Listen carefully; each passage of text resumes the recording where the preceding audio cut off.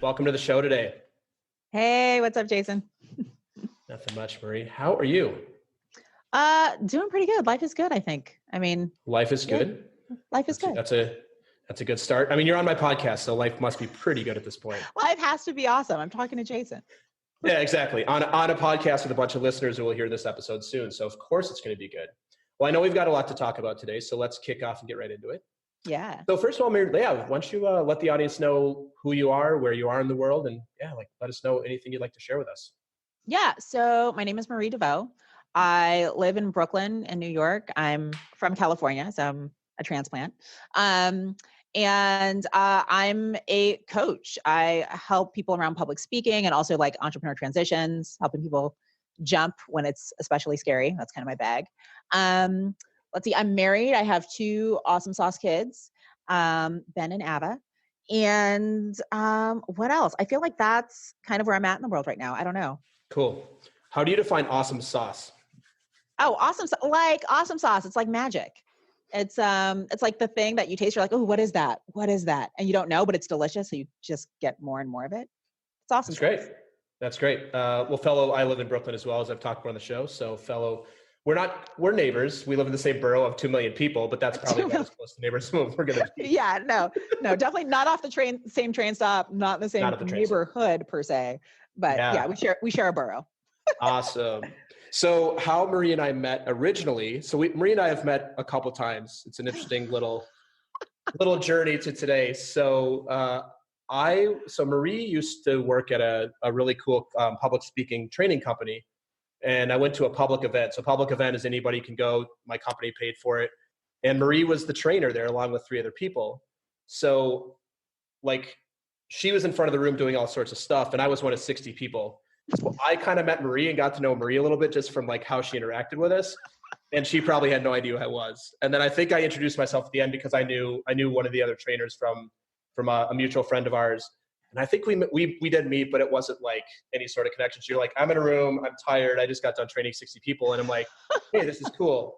So that's the first time we met. And then as the universe would have it, Marie and I ended up in the same coaching program, as I've talked about with a couple other people on the podcast. So I think we were on a Zoom meeting last fall or winter getting ready. And I'm like, wait, I know that person. That's Marie from the company. And I'm like, oh, and she's a mutual friend of my friend Mary. Mm-hmm. And I'm like, hey, Marie, I don't know if you remember me, probably not, but we're in the program together. We're going to get to know each other really well. So then we've gotten to know each other in person through the program where we stare at each other for 16 hours a week, 16 hours a weekend. So many hours. And what's great about Marie and I is we share a lot of the same opinions on things. So cynical. So what I am very good at is being stoic. People one of our friends in the room calls, I look like Stanley from The Office, where I'm just like, oh yeah, no expression, stone cold. No expression. Marie is the epitome of a Michael Scott. There's no. I can't hide anything. No, she can't. Marie cannot hide anything. So when Marie is not feeling it, I'm like, damn. Yep. Marie's like my wife. There's zero hiding of feelings and emotions, and I'm like, yep. Mr. I could be super happy in the room or super annoyed, and it looks kind of the same. Which kind of drives people crazy. It's maddening. Which I also kind of like. You're the hardest person to read. There's no telling what's going on in your brain. There's no telling. Well, but that's that's what 20 years in corporate sales does to you. You're just got to be calm, cool, collected. Jeez. So yeah, so Marie and I have a bit of a journey, but here we are today. So this is the tradition on the show, Marie, is we get to tell each other about our first impressions of each other. And you and I have not talked about this. Mm-hmm. So, and because it's my show, I'm going to have you go first. What was your first impression of me? Oh my, well, it's interesting because I don't remember you from the training where we did first meet. I remember I knew your name for sure because part of that training is you got to learn everyone's name. But after a couple of weeks, you forget all those names and you learn a whole bunch of other people's names.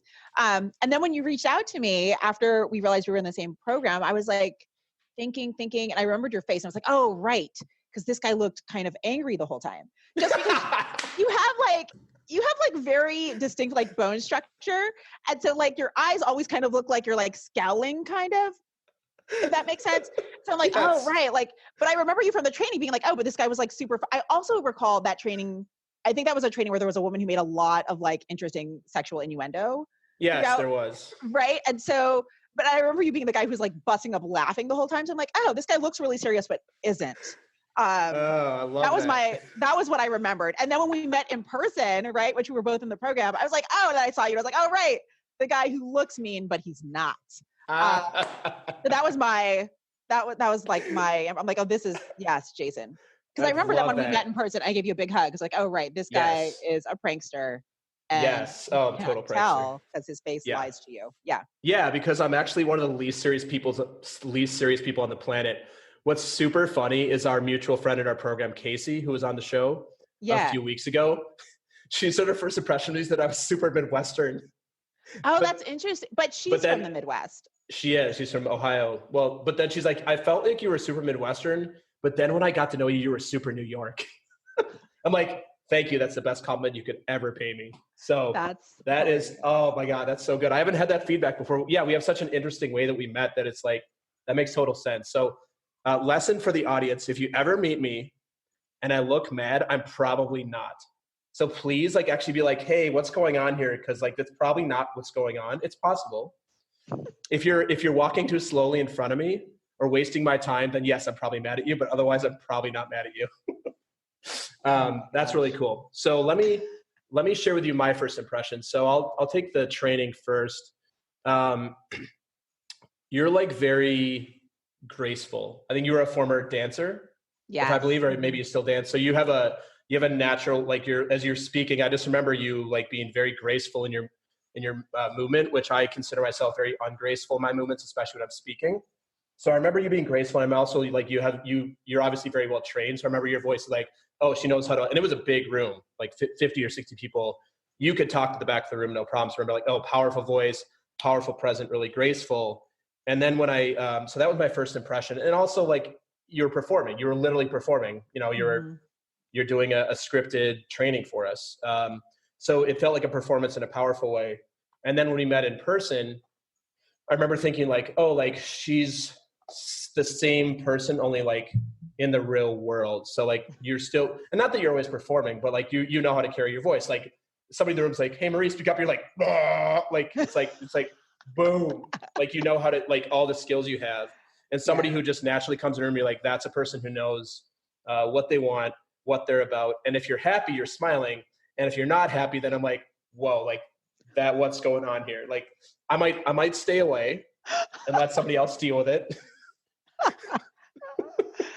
Wow. I might not get into it with her, but yeah, so that was my first impression of you. That's so funny. It's interesting. I get that a lot. Mm-hmm. That people tend to get fearful. I've heard that about you from a couple of our teammates.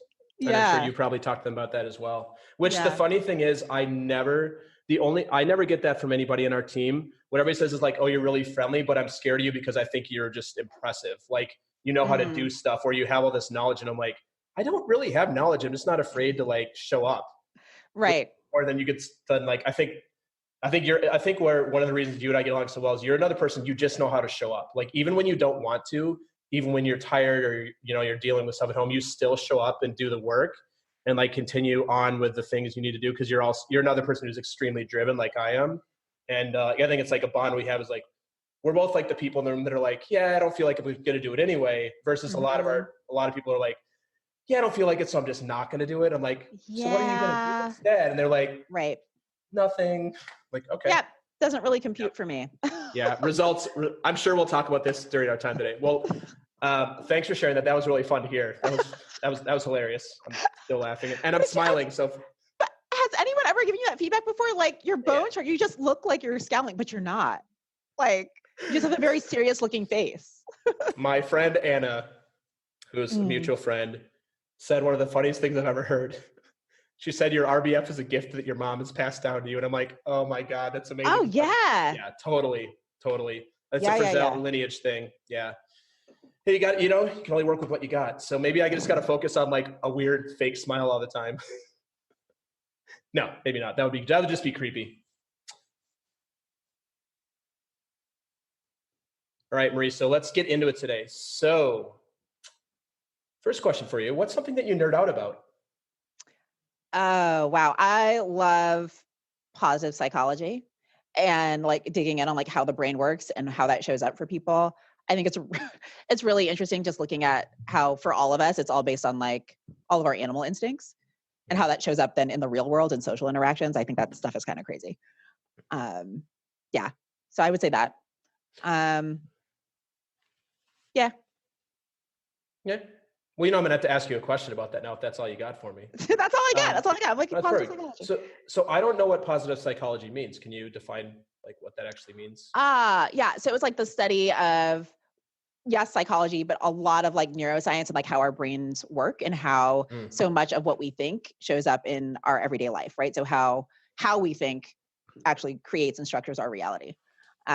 So looking at things like, for example, like The Secret, which is like kind of like I think the hallmark of this concept or this ideology is that we are able to create our reality, like mind over matter, and Mm-hmm. looking at how us being in control of our brain and control of our emotions enables us to actually control everything else in our lives. Mm-hmm. Yeah, that makes sense. Is that where? Are you familiar with the model? It's a coaching thing. Oh Um, no, what do you mean by that? yeah, so it's called. I heard of it first. Brooke Castillo's Life Coach School. Mm, It's where Stacey Bayman came from as well. So the model is the idea, and I might get this wrong. Circumstances happen, hmm and they're neutral. So it's just neutral what happens, and circumstances happen, which affects. You have thoughts about those circumstances, and then you have feelings about those circumstances, and then based on those feelings, you do actions based on those circumstances, which can sometimes be do nothing, and Yep. those actions create your results. Right. Yeah. So it sounds like a lot of like the basis of like cognitive behavioral therapy, right? Like Mm-hmm. being able to examine your reaction to things. And that once you can kind of shift your reactions or the impressions that you have about different things that are happening, that actually changes your results, which is like everything, right? Yeah, yeah. All right. I don't think I'm going to let you off the hook here. No. Nah, I don't think so. Well, do you want to be off the hook? Well, what else you got? Well, I know that you're a big Marvel nerd, so maybe we I could am talk a for a minute big, about that. I am a bit of a Marvel nerd. I just think like the Marvel franchise is a perfect like microcosm for pretty much everyone and everything in life. That's all. um, and it's like helped me a lot, like in terms of like looking at life. If you actually look at it like through the lens of a Marvel movie, everything makes a lot more sense. Um, I think most people are like trying to do like amazing things in their lives and don't recognize like Mm-hmm. their own inner superhero. And so Yeah. there's a lot of like opportunity there. Um, also like I, um, especially like being a coach, like it's really easy to see a lot of the parallels between how superheroes move and how real people, everyday people move through their lives. Yeah. Um, and like the capacity for and need for teamwork, the need for leveraging each other's strengths, the need for appreciating all the things that are different about us, because that's actually like the stuff that makes us really cool and powerful. Like superheroes are how people should be thinking about themselves. And I don't know why more people don't. Yeah. No, Yeah. you and I have had this conversation.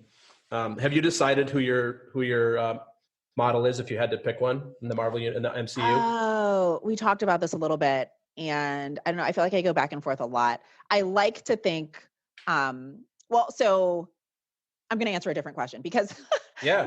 Sounds great. growing up, I feel like my favorite Marvel character was Rogue because she's like Mm-hmm. the Southern Belle, but like ultra badass, like, right. She flies and she like punches people through walls and like, she's like amazing. And she can't ever like get close to somebody Mm. because she's not Mm. like, right. Like the sheer, like her sheer touch will like completely debilitate someone. Right. So she has to wear gloves. Like she's like blocked off from the rest of the world, but she's like immensely powerful, like on her own. Which I don't know if you see anything of that in me, but like, that's like totally No. like, that's I, like my I jam. Uh, no. No. I know nothing about that. lies. But like, and a lot of like how I identify with Rogue is because she is so fiercely independent. And also like, that's part of like the shade for her is like always being separate and not being able to connect. Yep. So having that balance of like independence and community and trying to leverage that, the vulnerability and like the headstrongness, as kind of like her duality, I think is really powerful. Yeah. So it's like having this immense power to change the world but doing it by yourself.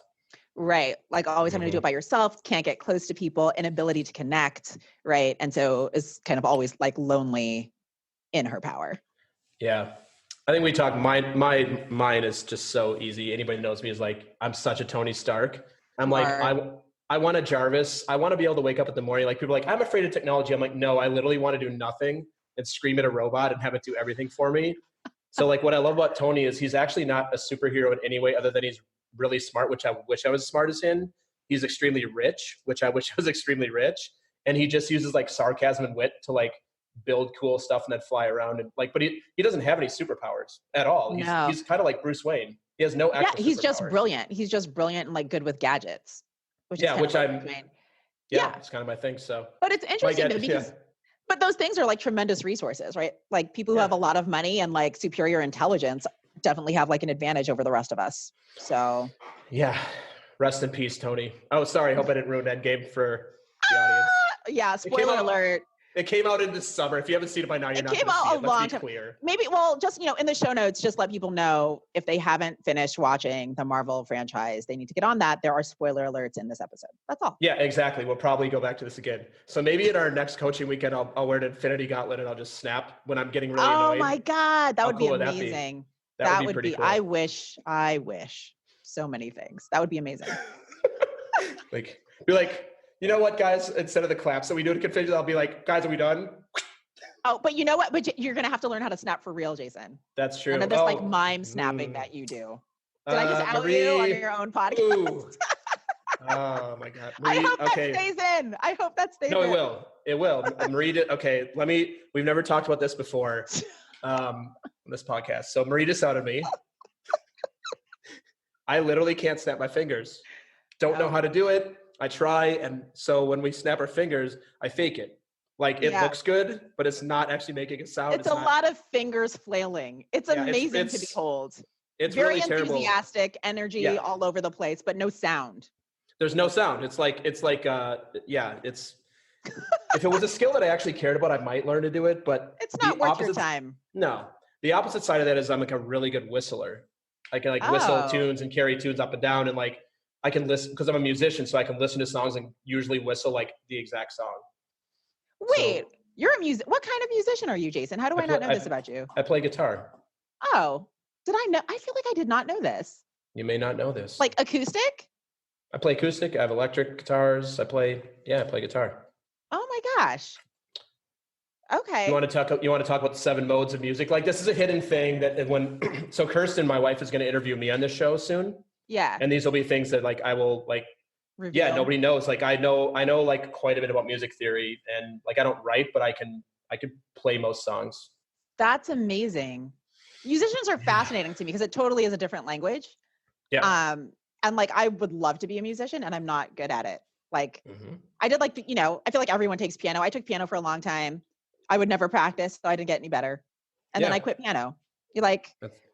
But that's amazing. Yeah.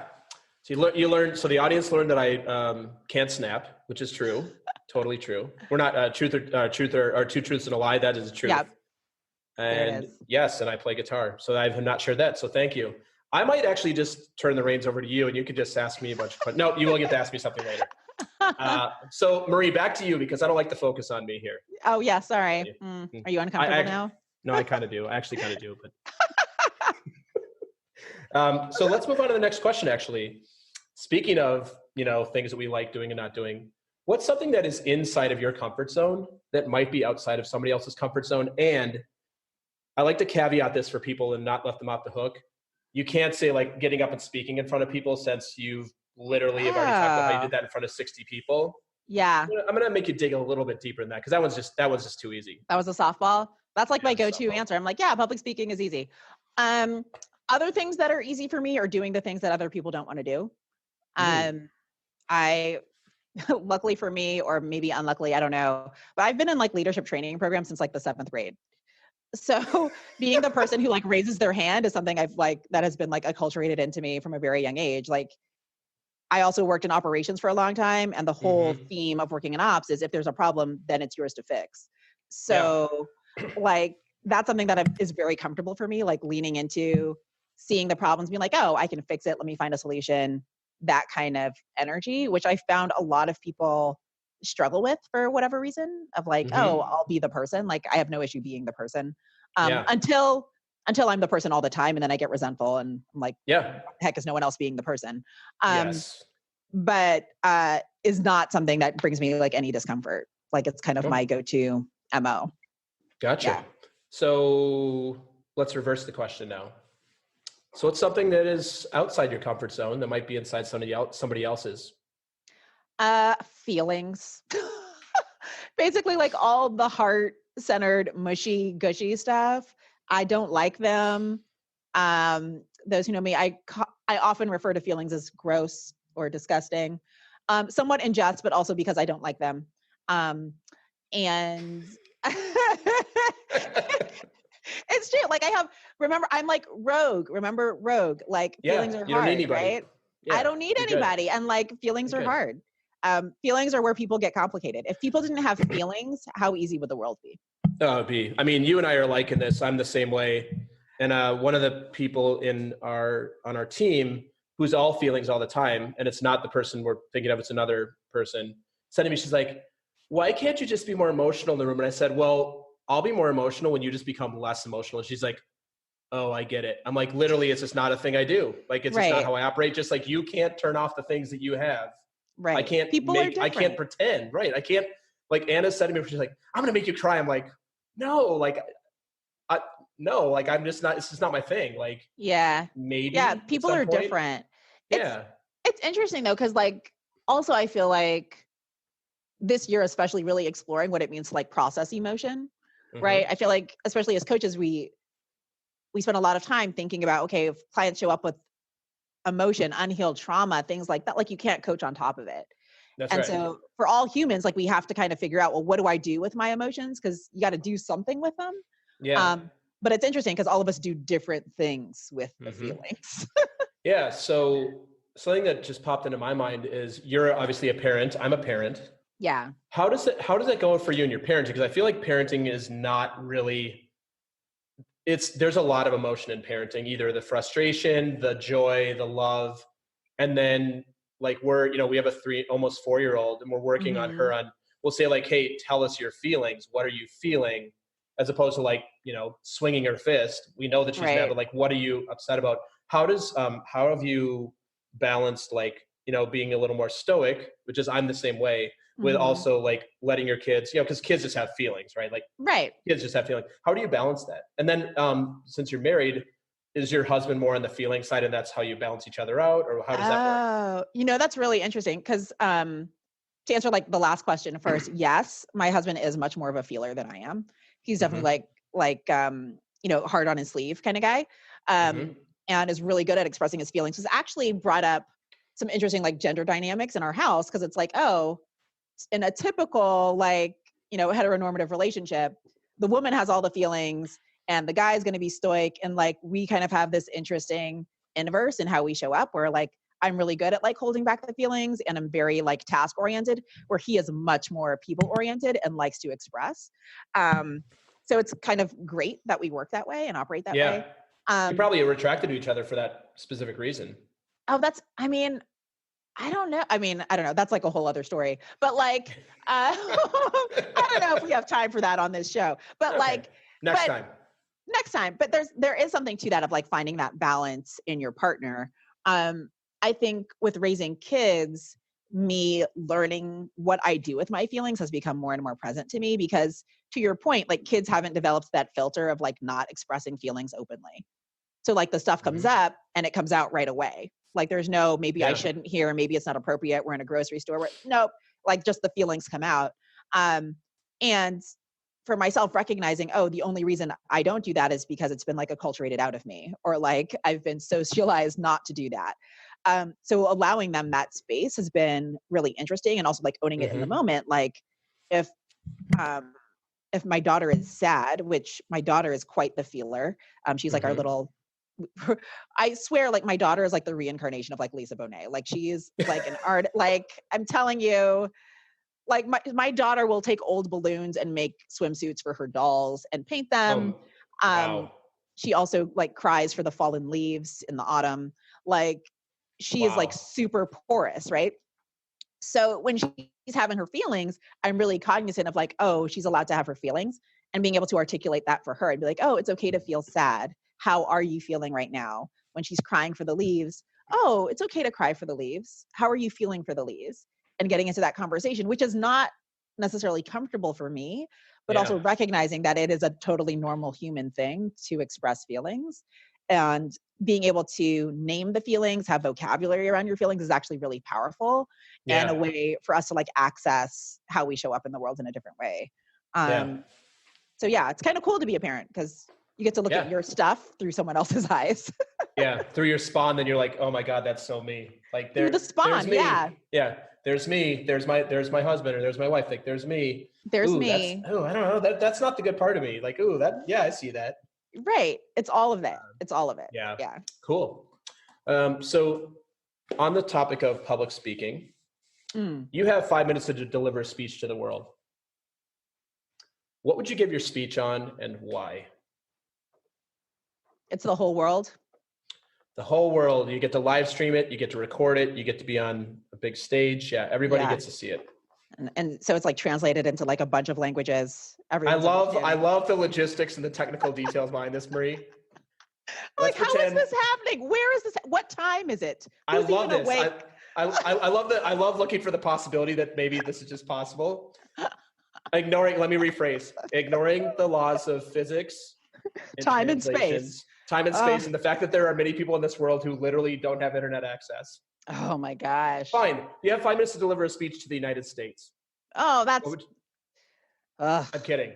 That Just changes go. everything, by the way. Jeez. I kind of want both answers now. Oh my God. Well, if it's the United States, it's going to be an angry speech. Because, God, so much stupidity and so little time. Like, I don't know, like very frustrating. Also, I think, okay, so 5 minutes, it's probably going to be a speech about accountability and something around the lines of like, I am my brother's keeper.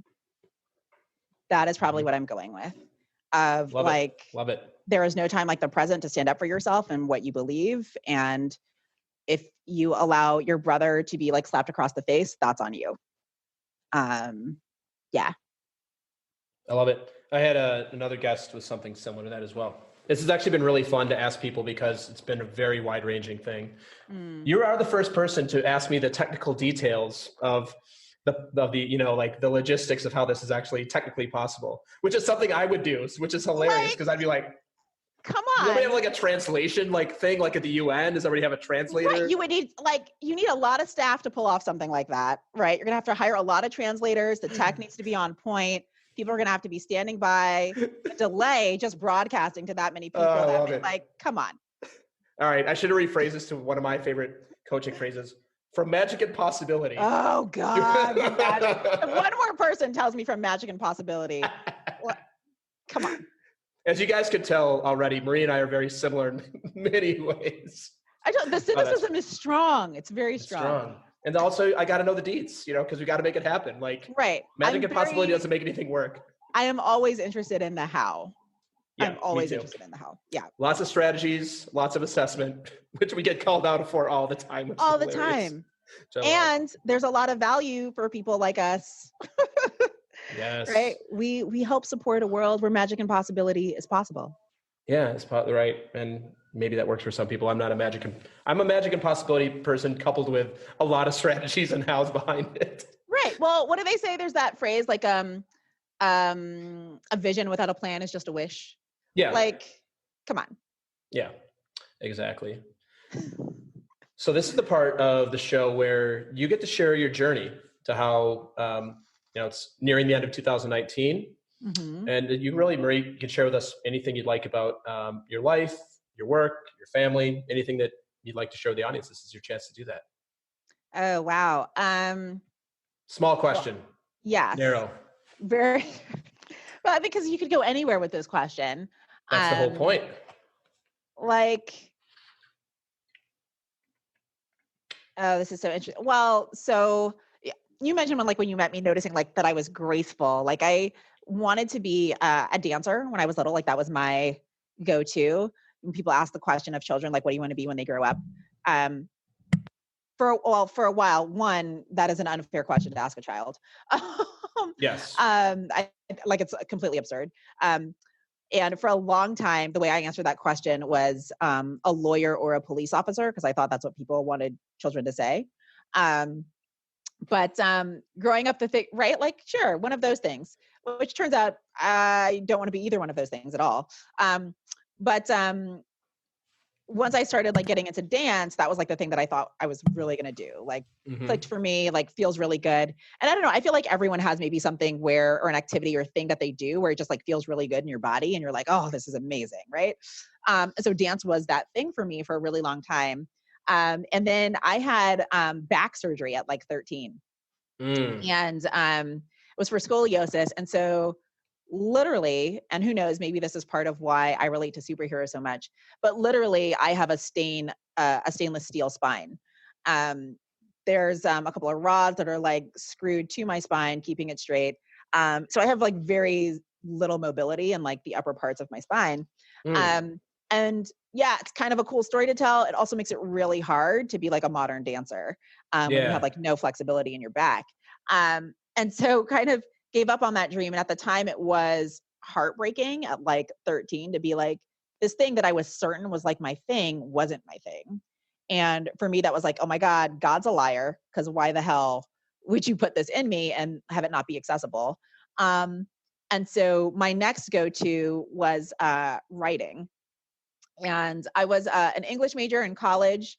I was on the school newspaper coming up. I went to a communications magnet high school. So did a lot of writing. And when I got to college, it's interesting, again, like asking people what they want to be really at any point in their life is, I think, an unfair question. It's like, well, what do you want to major in? I don't know. And I don't know what kind of high school you went to, but like half the stuff that's accessible to you in college is not available in high school.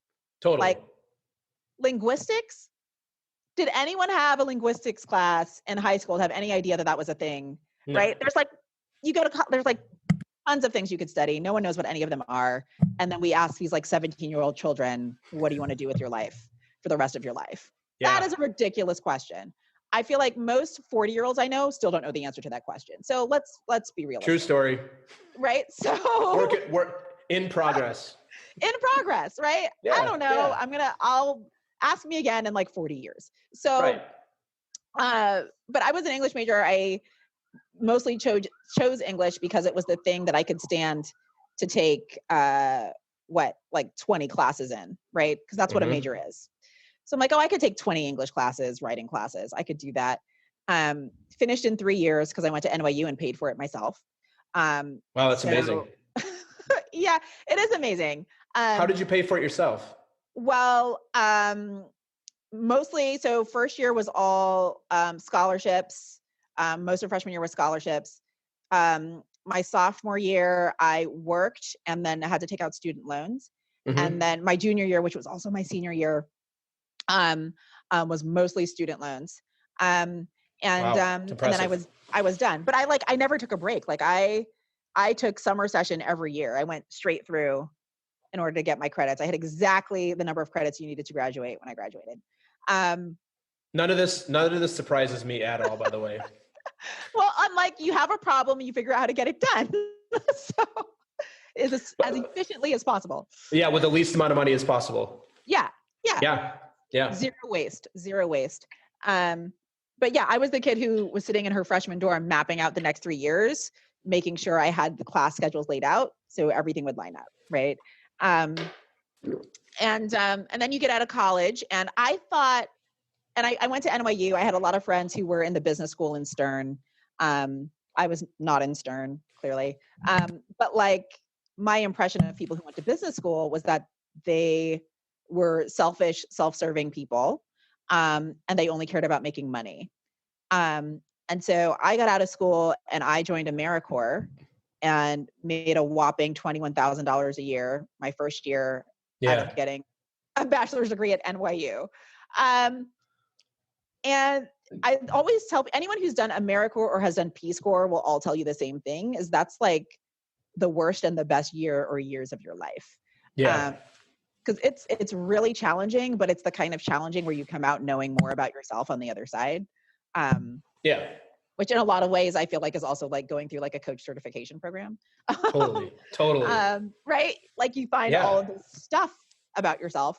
But did that. And the thing that I got really clear about working for like peanuts, that year was crazy. Like my car got stolen that year and then returned. My identity got stolen. And there were like all these people like buying apartments in my name. Like it was a ridiculous year, not to mention like I had no money and I was working, 70, 80 hours a week in Prince George's County, Maryland, which is just outside DC. It's like, right. Like not a good area. And after that year, my conclusion was one, I cannot survive on 20 grand a year. Two, nonprofits can be doing amazing work. And if they don't know how to manage their money and fund it, it's kind of like a non-starter. Like, you have to actually have something sustainable in order to do good work, which was kind of the beginning of my shift around like money and my relationship to money.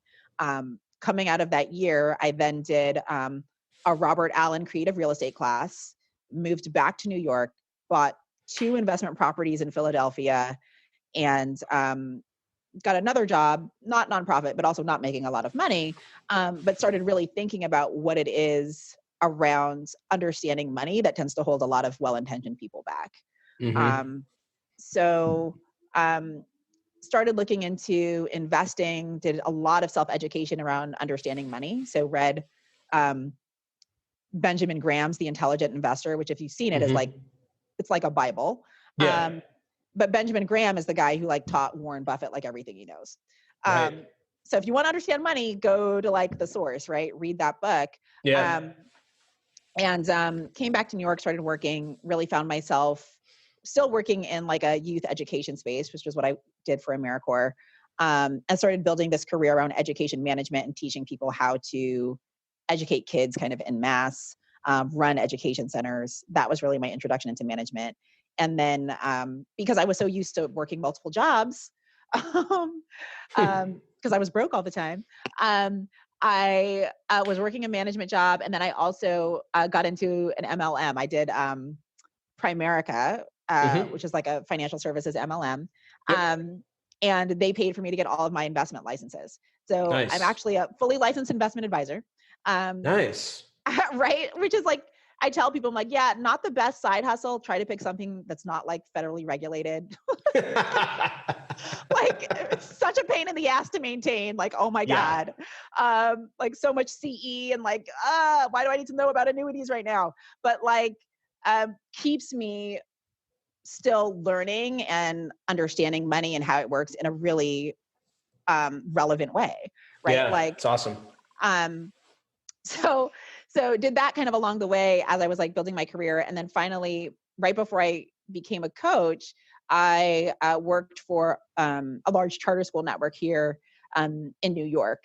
Again, really kind of at the time when I had gone to work for them, I was looking to get into development. I thought I was going to start doing grant writing because it seemed like perfect, right? I'm a writer. I care about money. I care about nonprofits. I should be a grant writer. Turns out you can't be a grant writer. Like no one's going to hire you unless you've already acquired like hundreds of thousands of dollars in grants. Like no one's going to teach you to be a grant writer. So how do you start? You either have to like know somebody who's doing it or teach yourself by just writing grants for like an existing nonprofit. Right. So like, I feel like a lot of smaller nonprofits, people learn how to be grant writers because they work there and they need money. Yeah. So then you get some grants under your belt, then you can take that knowledge and go to a larger organization and be like, hey, I've acquired a bunch of money. Right. But to just kind of hang your sign outside and be like, I'm a grant writer. No one's hiring that person. So, because they're not going to teach you how to be a grant writer. So I like went to this like large charter school. I was like, hey, I would love to be on your development team. They're like, we cannot teach you how to do this. What else can you do? I was like, well, I have a background in operations and education. And so I joined their team as like, I think like their 3rd or 4th hire for their operations department at the time. They had hired the COO like the week before. And I got to build my department. So That's cool. That's fun. it's like cool. It's like kind of the best thing for someone who's like super entrepreneurial and doesn't like rules, right? Which is like me. Where it's like, yeah, build your team, build it out, do what you want. Had an awesome time there. Hit the ceiling and started looking at what else I wanted to do. And public speaking and training was kind of my next thing. And that's eventually how I met you. And then when it came time for me to like leave that job where I was like, hey, there's nothing left for me to build here. I was like, I think I just want to be a coach. I think I just want to train people and work with people one-on-one all the time and watch when like that light comes on in someone and they figure out that like they're not valuing themselves, or they figure out that like all they have to do is like open their mouth and speak and magic's going to happen, you know? And so that's when I started my coaching practice. That was 3.5 years ago. And so that's where I am now. But I feel like everything that I experienced along the way has been in service of the exact place that I am right now. Right. Like, yeah. Which is funny now, because I get a lot of people who will reach out to me on LinkedIn asking about, how do I get into training? I want to be in training and development. I'm like, it wasn't necessarily intentional. You just like be the person who cares about things. And that tends to show up in certain roles in certain areas, in certain industries. And that's where you end up finding yourself. So yeah. Awesome. So, 2 quick follow-up questions. Yeah. One, what kind of people do you coach? Like, if people are listening, they're looking for a coach, like who's an ideal client for Marie? Yeah. So ideal client for me is a woman of color, probably between the ages of 30 and 45, who's been climbing the ladder and is now looking for an entrepreneurial shift. So most of my clients are thought leaders, people with big ideas in rooms that are too small for them, and are looking yeah. That's cool. Straight off the dome. Sometimes I have moments. Oh, I love that. I help them in that transition and actually like putting together not just the strategy and the plan to transition into entrepreneurship, but also a lot of the mindset pieces, belief in self, so that it sticks, right? There's something I think especially debilitating about making the jump and then a year later having to go back. So I help people with that transition. I also still do a lot of like public speaking coaching. And interestingly, they actually go hand in hand as you're transitioning, finding your voice, learning how to use it, telling your story, getting in touch with your why, all of that, which comes across in storytelling and how you present your ideas. So those are my 2 main areas, public speaking and entrepreneurial transition. Nice. And we'll, at the end of the episode, we'll definitely talk about how people can find you, connect with you, and learn about what you do. So this is a good example where I love doing this podcast, because Marie and I have spent, probably 150 hours like in the same space this year. And I just learned a ton about Marie. So either you don't like to share yourself, which might be a part of it, or it's probably a combination of like, you don't like talking about yourself. Another thing I think you have in common, we don't really share the things we're actually up to that well. Yeah. Things that we're actually doing well. And also, I think your journey is super cool. And like, like it feels to me like everything you've done has gotten you to like this point where you've got this thriving coaching practice. You're serving the people you want to serve. And it might probably not possible if you would have kind of skipped some of the steps along the way and learned about yourself and learned about what you like, what you don't like. Yeah. Which is so interesting that you say that. I remember when I was graduating from NYU and didn't really know what I was going to do next. Right.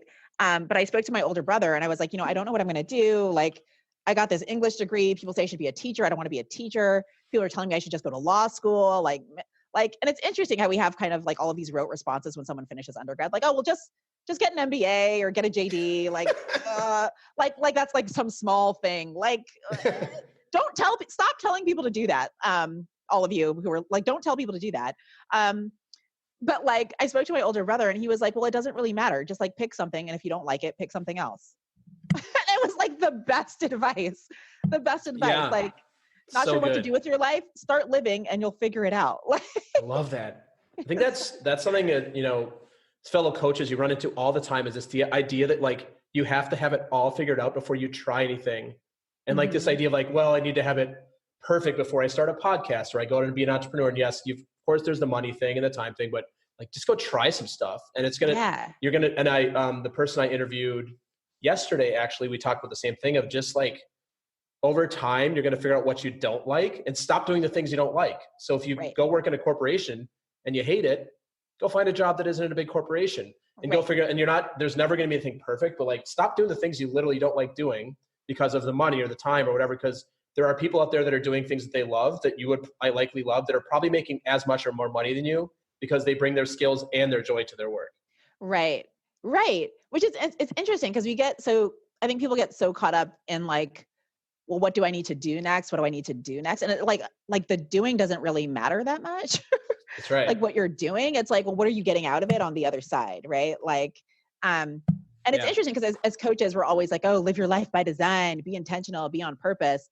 But like the thing that's on purpose isn't like the specific action steps on purpose so much as like the reason is on purpose. Right. Right. No, it's like, it's your commitments, not your go and apply for this one program and do this one specific way. And if you do it this one specific way, cause like, it's like, I do improv. It's like improv. You say something and I have no idea what Marie's going to say. And it's kind of how life works. You have no idea how it's going to go. And you can't actually plan it all out because you're just one small piece of like this massive machine. Right. So like control what you want. And when you're clear, to me, like when you're clear on your commitments, that's what you can control. It's like, what am I actually committed to? What do I want? And then like start doing those things. And like, I think most of the time, at least my experience for my life has been since I've actually ingested that, which has been fairly recently, it kind of comes together almost like more quickly. The faster you do the things and try the things, the faster you get to that process of like, oh, this is what I'm meant to be doing. Cause this is the thing that just feels like in my wheelhouse. Right. That's super cool. But it's it's like getting through enough of the trial and error process to actually find the thing. Versus like, oh, I'm so scared, let me not try anything. Well, then you're never going to figure it out. Right. You say, yeah. What if I would have? What if I could have? What if I did? But I never did. So then I feel like a Dr. Seuss now, like a Dr. Seuss. Oh my God. You should write a children's book. Yeah, no, writing is like the idea of writing grants for a living might be one of the worst jobs on the planet for me. Like that just sounds. No, it's amazing. No. Like writing something that causes someone to write you a check. That's like, come on. I like to sell people stuff that has them write me checks. I don't want to write anything for it though. I want to like talk to them and like do PowerPoints for them. PowerPoint. Oh my God. Marie, the cool stuff, the technical presentations to get them convinced they need to buy this piece of software. That's the exciting stuff, not the writing. No, the writing. It's all in the words, man. All in the words. It's all in the doing, not the being. Yeah. So transitioning a little bit, this is the part of the show where you get to ask me anything and I will answer it. I mean, yes, you could ask me certain things I might punt, but most likely I will answer it. I generally answer it. So anything come to mind that you want to ask me about that I can answer for the audience here on the show today? Yeah. Well, it's interesting. I'm curious about the Midwestern niceness. And if that's a thing and how it shows up in your life. Oh, I love this topic. Oh my God, I love this topic. First of all, I'm going to say, oh yeah, you betcha. It's a real, it's a real thing, you know. Yeah. So the culture that I grew up in, so I grew up, my parents are from Kansas. My grandparents are from Kansas. Amazing people, right? Like good heartland Midwestern values. And my parents moved to Minnesota. My dad got a job there when I was like 6 months old. So I was in Minnesota since basically like 6 months old to 27 years old. Mm. So there's a term called Minnesota nice. I don't know if you've ever heard of that before. What that means is, you know how in New York, people will kind of tell you how they feel a lot?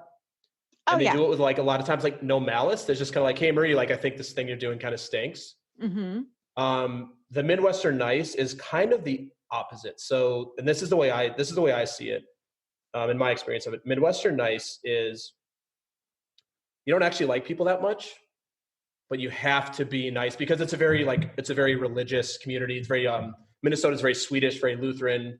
And the idea is that, you don't need anything for yourself. You're good, which I think in a way you probably appreciate. Like, I'm good. Wow. I don't need you to see me. I don't need to be brag. Like, there's no bragging over here. I'm good.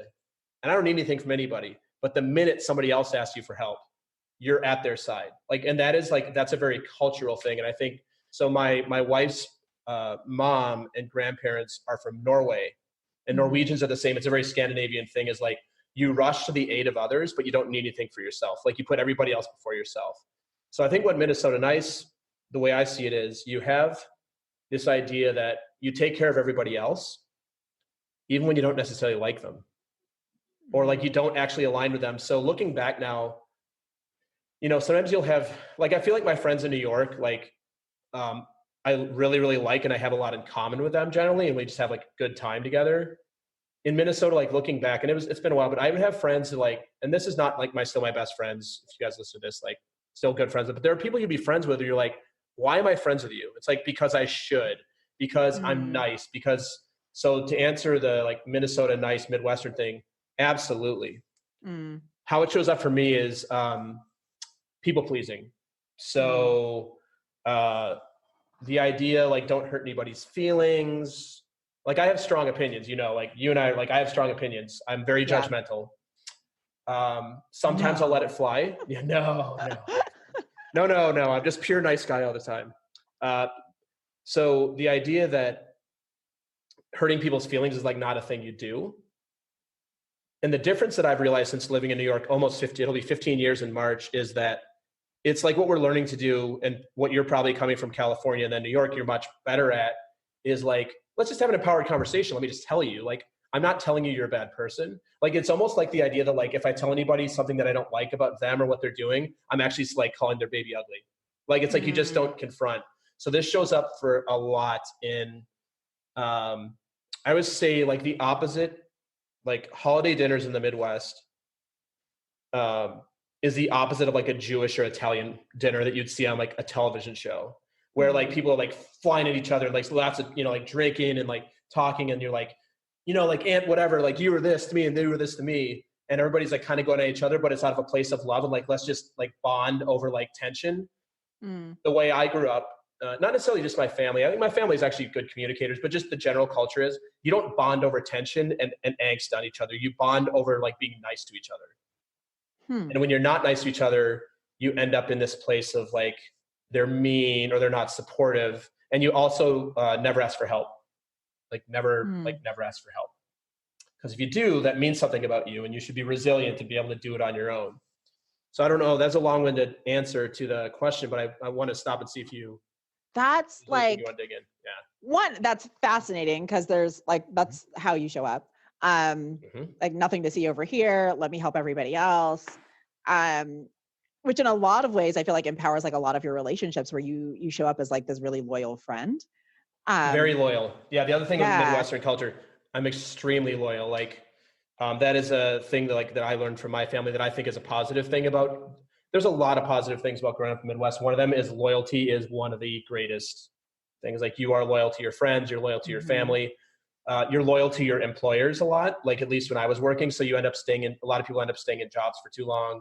Maybe that's changed now, but for me, it was like the idea, like, you don't go to a job and then decide you don't like it and leave. Like, you're like, oh, I owe this employer something. So yeah, but that's the first thing that came to me, is like, oh, I totally see it. But the other thing that I find really interesting is like knowing you as someone who works in the tech space, and I feel like, especially for tech companies that are moving very fast, it's all about like disruption, and the idea that like it's not okay to like disagree, or to like the idea of like where the tension sits in that. Because I feel like a lot of what's great about disruptive spaces is like we drive up the tension. Yeah. Right. We look for that and like dig into it. So I'm really curious, like how that plays for you as someone who is like in a lot of tech spaces.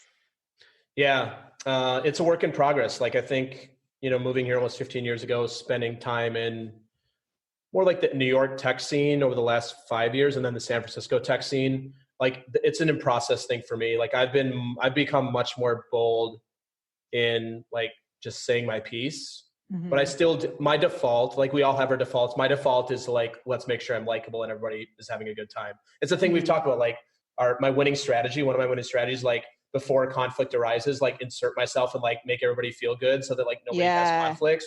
And a breakthrough for me this year has actually been, and you may or may not know this, but like there's been that's happened multiple times with teammates where I'm like, I'm out. Like, my natural imposition be like, this person's talking to me and this person's talking to me. And I'm like, I'm out, figure it out, which is not natural for me. My natural is like, hey, let me broker. I'm like a broker. Like, let me broker a deal. I'm a mediator. And I've actually stepped away from doing that, specifically the month when Oli and I ran a little mini team game. Yeah. There was many times where I told Oli, I'm like, oh, we could step in here. I'm like, but I'm actually not going to. And I want to. Like, it's natural for me to step in and make people feel good. I'm like, no, I'll figure it out.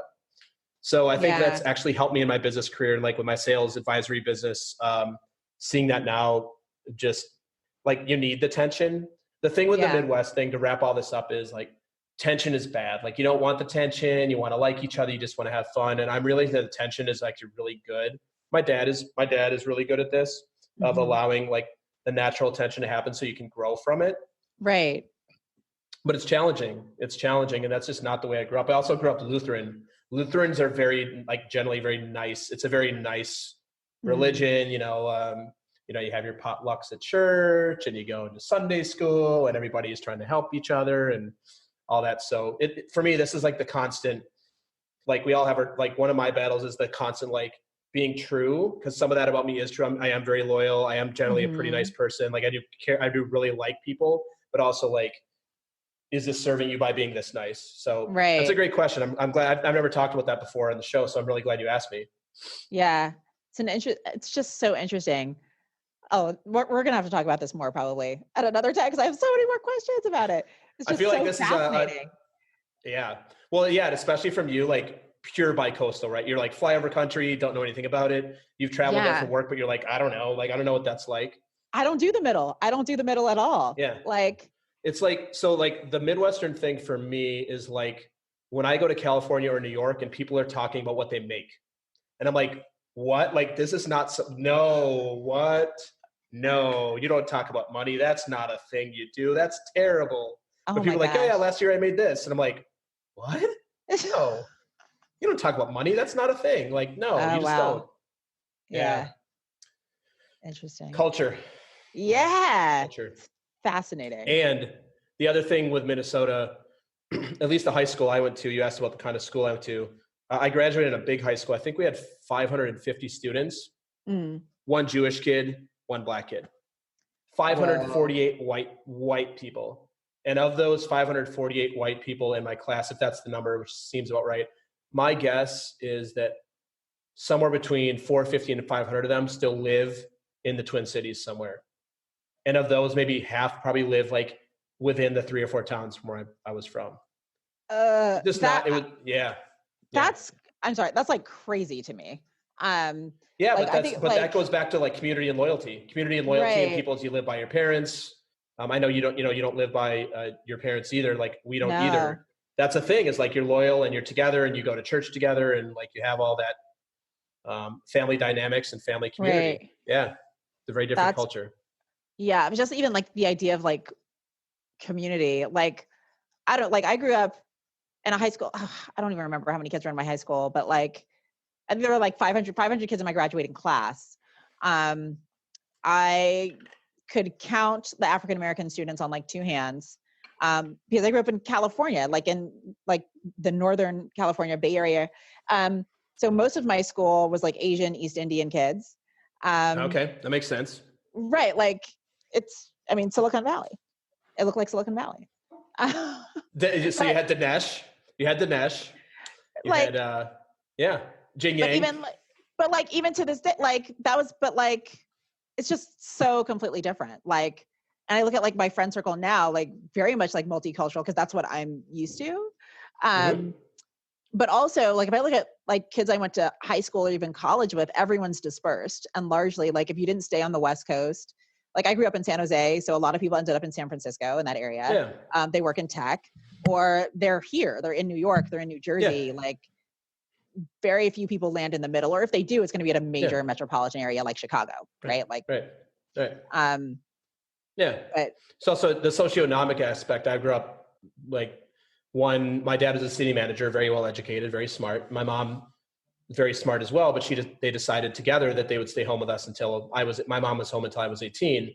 So we were single income family as well. So could my mom have gone out and worked and made money? Yeah. So it's just also a socioeconomic thing. Yeah. Totally different. Yeah. Just a different world. Oh, that's so crazy. That's so interesting. Like my dad worked in tech, made like a buttload of money, but like my mom, and both of them, my mom's an immigrant. She came here from Jamaica when she was like in her 20s. Mm-hmm. And so she didn't get a college degree until after, my two older siblings were like out of the house. Like she got her degree late and then was raising me and my younger brother and then chose to go and get a job. So we were a 2-income household once all of the kids were like old enough to like walk home by themselves. Yeah. Right. Right? Yeah. Like, yeah. Yep. That was not my thing. Wow. Yeah, we'll definitely need to catch up on this more. Yeah. We might have to do a whole episode on Midwestern culture, and maybe I'm I'll get so, maybe I'll get a panel on. Maybe I'll do a you panel. should totally do a panel. This is fascinating. No, it is. I'm thinking like Like, we can have Emily, because she's also a Midwestern, Pittsburgh, yeah. myself, maybe Devin's from Ohio. Yeah. My wife can come on, and then we can get like, a couple people who grew up out here. And Yeah. it'll be fun. It'll be really fun. We'll do a panel podcast. That'd be super cool. That would be super cool. That's awesome. Well, thank you for the question. You made me think about a lot of things, because it's just like inherent in me. It's just like my family. It's my origin story. So I don't actually think about it that much. Yeah. So thank you for helping me reflect on that. That was really good. So we've got time for a couple more questions. Mm-hmm. So do you have time for a couple more questions? I do have time for a couple more questions. All right.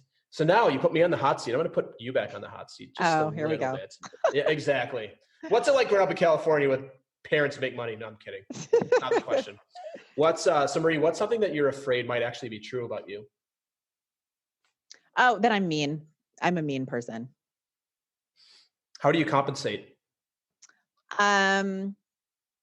Oh, interesting. Well, how do I compensate?